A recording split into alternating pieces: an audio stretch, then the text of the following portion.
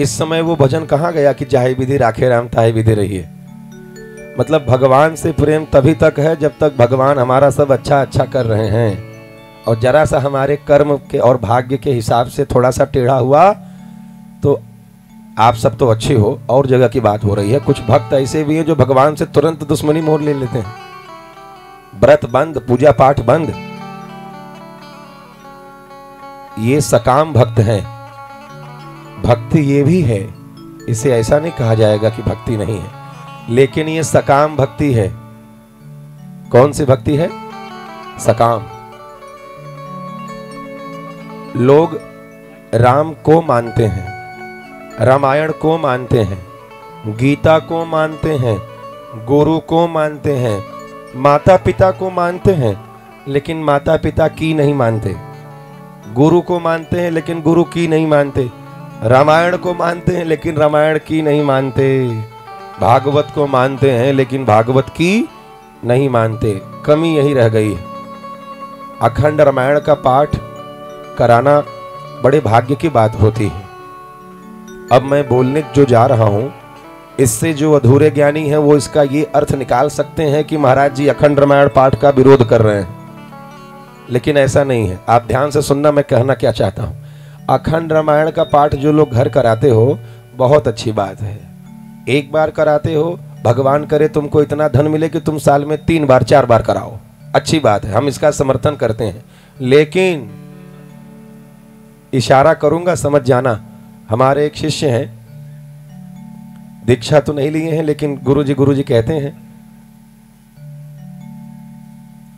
भटनी जानते हो? भटनी देवरिया के पास, वहां उनका घर है। रामायण था, अखंड रामायण का पाठ। हमसे कहे थे गुरुजी 5 मिनट के लिए ही पहुंचिएगा, लेकिन पहुंचिएगा।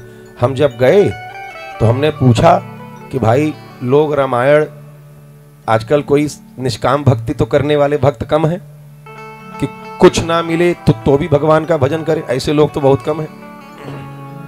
बल्कि मिलने के बाद भजन होता है, मन्नतें पूरी होने के बाद भजन, सत्संग, कथा, पूजा होती है। पहले की तो बात छोड़ दो।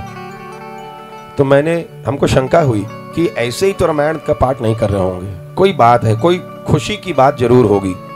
तो मैंने उनसे पूछा कि भाई किस प्रसन्नता में ये रामायण का पाठ अखंड आपके यहाँ हो रहा है?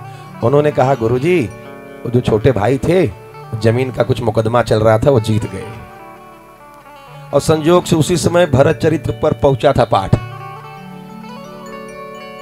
वहां उस रामायण का पाठ हो रहा है जिस रामायण में श्री भरत जी पूरी सत्ता कह रहे हैं राम जी से, आप ले लो, मुझे गद्दी नहीं चाहिए। भगवान कह रहे हैं नहीं भरत तुम ले लो। 2 भाइयों की जो प्रेम की पराकाष्ठा है, जिस अखंड रामायण में ये दिखाया गया है, उस अखंड रामायण का पाठ कुछ लोग इसलिए कराते हैं कि भाई से मुकदमा जीत गए। मेरी बात समझे?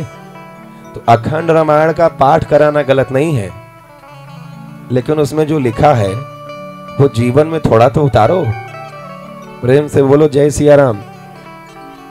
नहीं तो क्या होगा? एक महात्मा जी जा रहे थे, एक बगीचा पड़ा। क्या पड़ा? बगीचा। उसमें एक तोता बैठा था।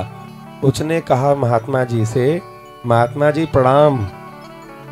कुछ तोता बोलते भी हैं, राम राम राम राम, ऐसे कुछ तोता लोग बोलते हैं। उसने कहा महाराज प्रणाम। अरे महात्मा जी ने सोचा कि ये तो बड़ा दिव्य तोता है, बोलता भी है, और इसके संस्कार तो देखो, ये प्रणाम कर रहा है। तो महात्मा जी के मन में आया कि अगर इतने प्रेम से इसने प्रणाम किया है तो आज इससे कुछ इसके भले की बात बता दूं। महात्मा जी ने कहा तोता से इधर आओ। तोता आया। महात्मा जी ने कहा अगर तुमने मुझे प्रणाम किया है तो एक बात सीख लो जिससे तुम कभी फंसो ना। तोता ने कहा क्या? महात्मा जी ने कहा बोलो। बहेलिया आएगा, जाल बिछाएगा, दाना डालेगा, हमको फंसाएगा, हम फंसेंगे नहीं। और तोता ने रट लिया। क्या रट लिया?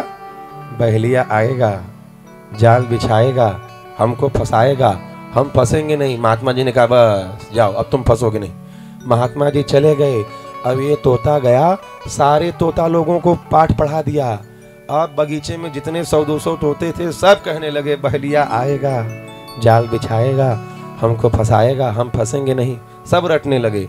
कुछ दिन बाद एक बहेलिया आया बगीचे में तोता पकड़ने, जाल बिछाया। थोड़ा सा बिछाया था, तब तक उसने सोचा कि बड़ा हल्ला हो रहा है, देखिए जरा ये लोग क्या कह रहे हैं। जब बहेलिया ने ध्यान से सुना तो तोता लोग कह रहे थे बहेलिया आएगा, जाल बिछाएगा, हम फंसेंगे नहीं। बहेलिया ने सोचा ओ ये तो बड़े चालाक तोता है, यहाँ हमारी दाल नहीं गलेगी।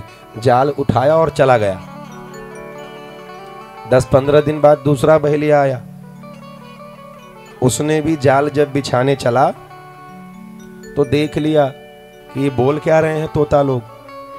सुना तोता लोग की ऐसी बात सुनकर बहेलिया सोचा कि भैया ये तो बड़े बुद्धिमान हैं, यहाँ हमारी, वो भी चला गया।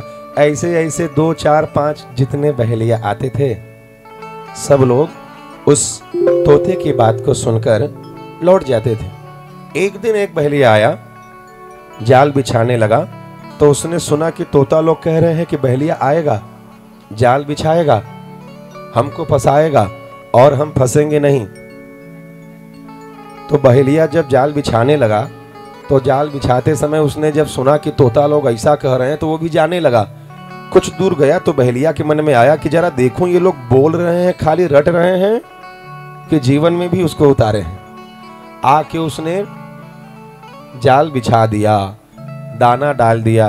अब सारे तोता लोग रट तो रहे थे, लेकिन जैसे ही दाना देखे सब उतर आए दाना खाने, सब फंस गए, सब चले गए। तो महात्मा जी ने तोता को ज्ञान तो दिया था, लेकिन उस ज्ञान को तोता लोग रटने लगे तो रटने से बच नहीं पाए, फंस गए। इसी प्रकार धर्म शास्त्र गुरु तुमको ज्ञान तो दे रहे हैं, लेकिन इस ज्ञान को खाली रट करके समाज में बड़बड़ाते रहोगे तो उससे माया रूपी बहेलिया से बचोगे नहीं, फंस जाओगे। बचोगे तभी जब सुन करके बुन करके चुनोगे और जीवन में उतार लोगे। 100 तोला ज्ञान में से 1 तोला आचरण श्रेष्ठ है। प्रेम से बोलो जय सिया राम।